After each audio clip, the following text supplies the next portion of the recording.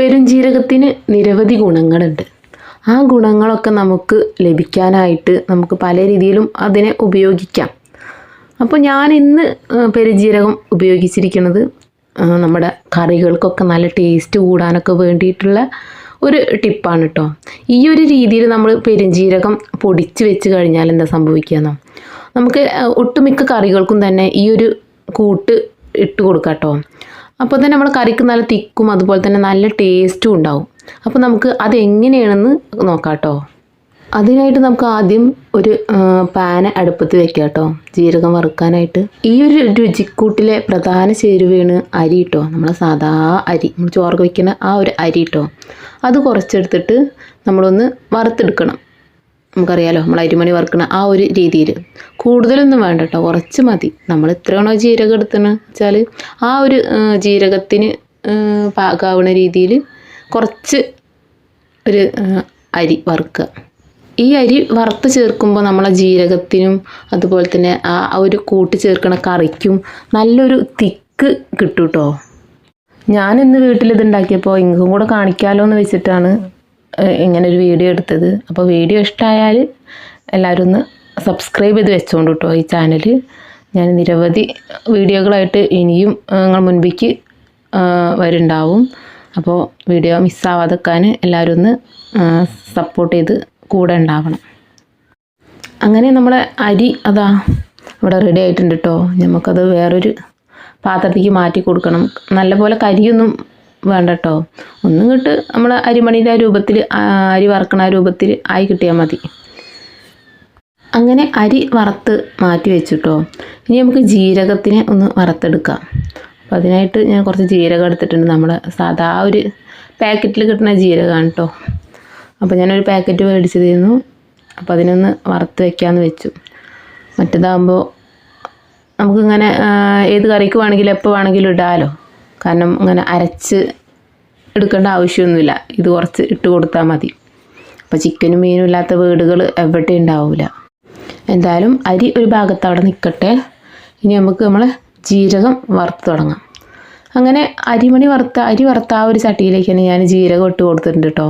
എന്നിട്ട് അതും തന്നെ നല്ലപോലെ ഒന്ന് ചൂടാക്കി എടുക്കണം. ഒന്നിങ്ങനെ ഒരു സ്മെല്ലൊക്കെ വരും നമ്മളത് വറുക്കുമ്പോൾ. ചൂടായ ആ ഒരു സ്മെല്ല് നല്ലപോലെ ചൂടായി കഴിഞ്ഞാൽ ഒരു സ്മെല്ലും കാര്യങ്ങളൊക്കെ വരും. ഓവർ തീയൊന്നും കത്തിക്കരുത് കേട്ടോ, സിമ്മിലിട്ട് തന്നെ ചൂടാക്കി എടുത്താൽ മതി. ഓവറായി കഴിഞ്ഞാൽ അത് കരിഞ്ഞു പോകാൻ ചാൻസ് ഉണ്ട്. അപ്പോൾ അതുകൊണ്ട് ചെറു തീയിലിട്ട് തന്നെ ഇതിനെ വറുത്തെടുക്കണം കേട്ടോ. പെരുംജീരകം ആയതുകൊണ്ട് തന്നെ വേഗം തന്നെ ചൂടായി എന്നപ്പോൾ വന്നോളൂ കേട്ടോ. വലിയ ടൈമും കാര്യങ്ങളൊന്നും ആവശ്യമില്ല. എന്തായാലും നമ്മളിങ്ങനെ ഇളക്കി കൊടുത്തുകൊണ്ടിരിക്കണം, അല്ലെങ്കിൽ അത് കരിയാൻ ചാൻസും ഉണ്ട്. അപ്പോൾ അതൊക്കെ ഒന്ന് നമ്മൾ ശ്രദ്ധിക്കുക.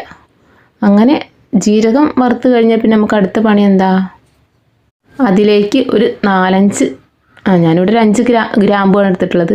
ഒരു 5 ഗ്രാമ്പും കൂടെ ഇട്ട് അതൊന്ന് ആ ജീരകത്തിൻ്റെ കൂടെ വറുക്കണം കേട്ടോ. പിന്നെ അടുത്ത് വേണ്ടത് നമ്മൾ കറിവേപ്പിലയാണ് കേട്ടോ. കറിവേപ്പിലേൻ്റെ ഗുണം പിന്നെ പറയണ്ടല്ലോ, ഇതിന് നിരവധി ഗുണങ്ങളുണ്ട്.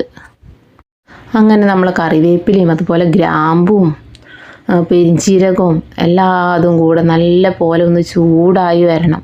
ഇതിൻ്റെ പാകം എന്ന് പറയുന്നത് കറിവേപ്പില അങ്ങനെ നമ്മൾ പൊട്ടിക്കുമ്പോൾ അതിങ്ങനെ പൊടിഞ്ഞു പോവും, പൊടിയാവും. അപ്പം നമുക്ക് മനസ്സിലാവാം അത് എല്ലാതും പാകമായിട്ടുണ്ട്, കറിവേപ്പില ഒക്കെ നല്ല പോലെ ആയിട്ടുണ്ട് എന്നുള്ള ഇത് മനസ്സിലാവും.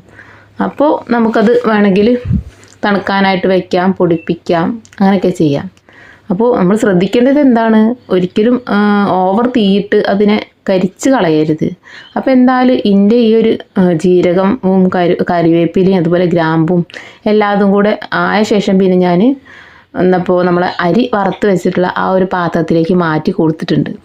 ഇനി ഇതെല്ലാതും കൂടി ഒന്ന് തണുക്കണം കേട്ടോ. തണുത്ത് വന്നാലല്ലേ നമുക്ക് മിക്സിയിലിട്ട് പൊടിക്കാൻ പറ്റുള്ളൂ. അപ്പോൾ തണുത്ത് വരാനുള്ള ഒരു ടൈം കൊടുക്കുക.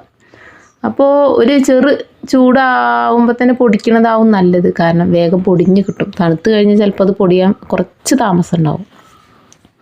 അപ്പോൾ ചൂടൊക്കെ ആറിക്കഴിഞ്ഞ ശേഷം പിന്നെ നമുക്ക് നമ്മളെ ജാറിലിട്ടൊന്ന് പൊടിച്ചെടുത്താൽ മതി കേട്ടോ. അങ്ങനെ നമ്മുടെ ഗ്രാമ്പും ജീരകവും കറിവേപ്പിലയും അരിയും കൂടെ പൊടിച്ച ആ ഒരു രുചിക്കൂട്ട് റെഡി ആയിട്ടുണ്ട് കേട്ടോ. ഈ ഒരു മസാല പൊടിക്കണ ഈ ഒരു ടൈമിൽ തന്നെ ഞാൻ മീനും അവിടെ അപ്പുറത്ത് വെച്ചിട്ടുണ്ടായിരുന്നു. അപ്പോൾ നമ്മൾ ജീരകവും ഗ്രാമ്പും ഇതൊക്കെ പൊടിച്ച ആ ഒരു ജാറിക്ക് തന്നെ ഞാൻ ഈ ഒരു മീനിക്കുള്ള തക്കാളിയും ഉള്ളിയും കൂടെ വഴറ്റിയത് ഇട്ടൊന്ന് അരയ്ക്കാൻ പോവാണ് കേട്ടോ. ജാറിൽ കുറച്ച് ബാക്കിയുണ്ട് പൊടിയും കാര്യങ്ങളൊക്കെ. അപ്പോൾ ഇങ്ങനെ അരയ്ക്കുമ്പോൾ അതും അതിൻ്റെ കൂടെ കിട്ടും. നേരെ നമ്മളെ മീൻ കറിക്ക് ഒഴിച്ചും കൊടുക്കാം. പിന്നെ ഞാൻ നമ്മളെ പൊടിച്ച് വെച്ച ആ ഒരു മസാലക്കൂട്ട് നല്ലൊരു ഭരണിയിലാക്കി എടുത്ത് വെച്ചു കേട്ടോ. നനവില്ലാത്തൊരു ബോട്ടിലാവണം. അതുപോലെ തന്നെ നനഞ്ഞ സ്പൂണും കാര്യങ്ങളൊന്നും വെച്ച് നമുക്കത് ആ ഒരു മസാല എടുക്കാൻ പറ്റില്ല. അങ്ങനെ ചെയ്ത് കഴിഞ്ഞാൽ നമ്മൾ ആ ഒരു ഇപ്പം മസാലക്കൂട്ട് കേടായി പോകും കേട്ടോ. ഇതിന് നമ്മൾ വീട്ടിലുള്ള സാധനങ്ങൾ തന്നെ മതി. നമ്മൾ പുറത്തുനിന്ന് മേടിക്കേണ്ട ആവശ്യങ്ങളൊന്നും ഇതിൽ വന്നിട്ടില്ല.